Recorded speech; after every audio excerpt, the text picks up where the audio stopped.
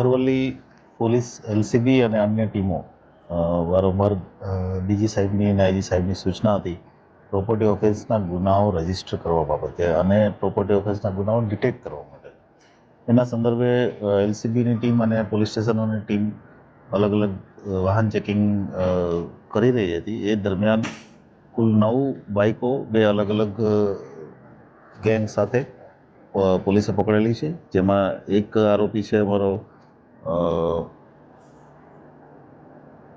નરેશ કરીને જે આરોપી છે અને એની સાથે એક જગદીશ કરીને આરોપી છે. એમાંથી એક આરોપી પકડાયો છે, એક આરોપી અમારો પકડવાનો બાકી છે. એની પાસેથી અમે 6 બાઇકો કબજે કરી છે. ટોટલ એમો એવી છે કે મોડાસા અને આજુબાજુના વિસ્તારમાંથી બાઇકો ડુપ્લિકેટ ચાવીથી કે અન્ય રીતે ચોરી કરી અને અહીંથી રાજસ્થાન લઈ જવાની. બંને આરોપીઓ જે છે સિમલવાડાના રાજસ્થાનના રહેવાસી છે.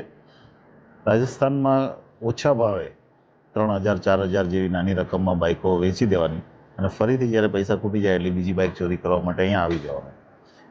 આ એમઓના આધારે એણે અત્યાર સુધીમાં 6 બાઇકો કબૂલ કરી છે. 6 બાઇકો અમે કબજે કરી છે.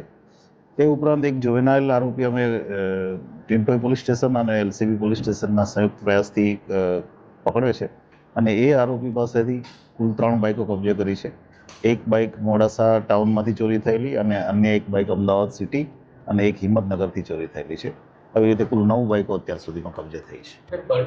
કંપનીની બાઇક ચલાવતા હતા?